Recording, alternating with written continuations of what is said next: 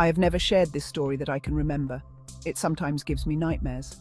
Maybe if I share it, I can let some of it go. It's a very long story.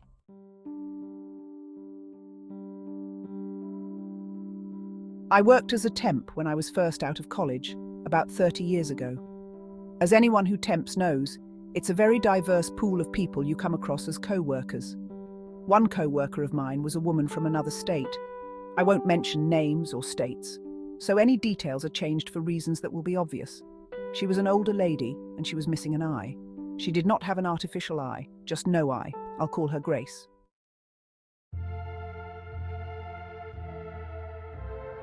Grace confided in me one day that she had lost her eye during a carjacking in a major city. She had been shot 3 times. Her husband was in the military and was overseas in combat. He would be coming home from his tour and retiring after this tour. She regularly sent him care packages of personal supplies and food. She had an adult daughter, but her daughter was estranged and she didn't get to speak to her often. Grace was always lecturing me to call your mum. It means a lot. She bought a new SUV when her husband's military pay came. He had told her to get one as soon as it came in. It was pretty nice, nicer than any vehicle I ever could afford. I visited her house a couple of times. She had a large parrot that talked. She said it missed her husband terribly, and sometimes when she let it out of its cage, she would tease him and say, "Where's Papa?" And the bird would go looking around for him. Although she was a little odd, I figured I would be too if the things that had happened to her had happened to me.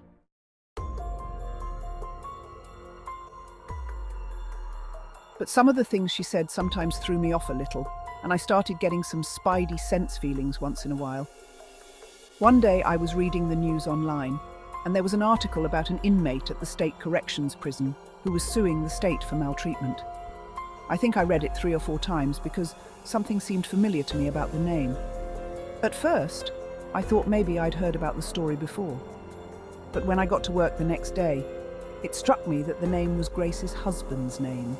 It was a fairly unusual name. I kept it to myself though, because who knows? There could be more than one person by that name, but it kept bugging me. One day near the holidays, she said he was coming home for leave and she was excited to see him. She would have to drive far upstate to the base he was stationed from. I was so glad for her, and it seemed like the person in the paper was someone else entirely. After the holidays, he went back to the Middle East. Things went back to normal.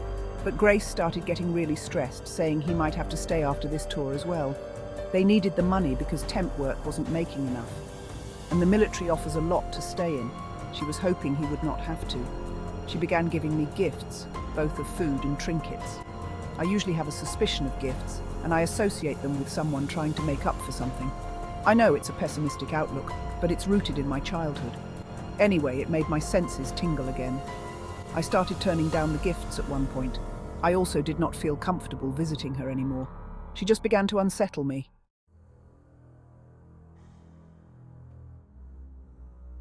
As spring came, I was reading the news and I saw the follow-up for the story about the prisoner, and I got curious, so I looked up the entire lawsuit.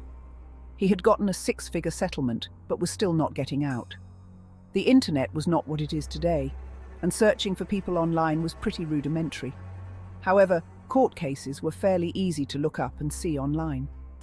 As I read the entire case, I was horrified to find out that the man who was suing for maltreatment did bad things to children. I'll leave it at that. He had been in prison for over 20 years, and his parole was denied because he was listed as dangerous and violent. After some time researching and reading the case, I came across some of his earlier court proceedings. Apparently, he had years added to his sentence because of how young one of his victims was, and apparently things happened in the visitation room as well. He was caught in the act, and the lady who brought the kid in somehow escaped criminal charges, but thankfully they took the child away. I still had no definite proof that this person was Grace's husband, but I was so freaked out by the story and had nightmares for several nights in a row about what I had read. Working with Grace became excruciatingly hard, as I didn't know if she was lying or if she was telling the truth. I listened to everything she said as if it were a lie. I was trying to figure out what was really going on. Things that never alarmed me before began actually frightening me. One day she left for lunch and wanted us to go somewhere to eat in her vehicle, but I said I brought my lunch and wanted to stay at work.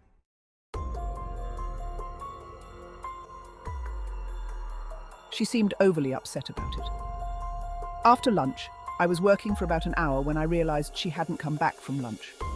Our supervisors started asking me if I knew where she went. I said that I didn't, but I hoped she hadn't gotten in a wreck or something. Around break time, I went for a quick walk, which I usually went on with Grace.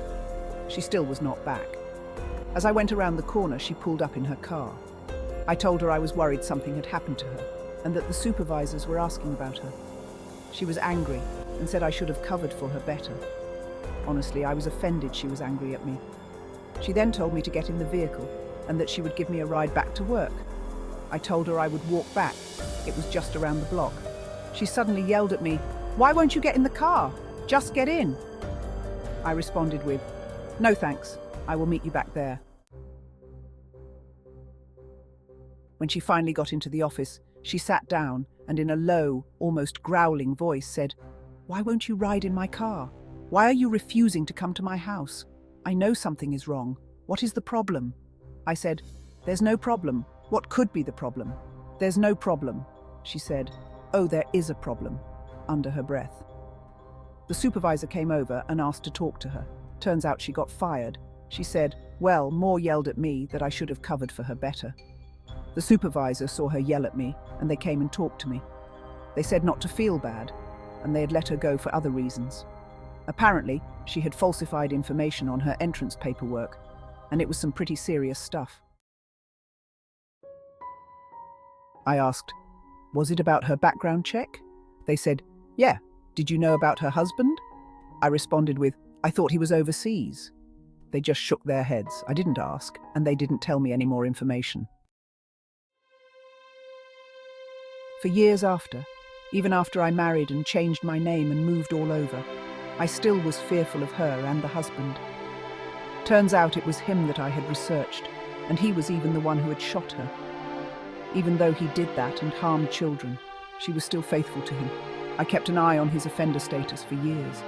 One day he was paroled, so he is actually out there somewhere. That's terrifying. One year when I searched his status, it said he was no longer registered as an offender because he was deceased. I had never looked Grace up, but when I finally did, I saw she was deceased as well. No clue how either one died, I just saw the death notices. I hope their child or children are okay. I can't imagine being a close family member to those two. I sometimes wonder what might have happened the day she wanted me to get in her vehicle. Even back then, I had read enough true crime to know some possible outcomes.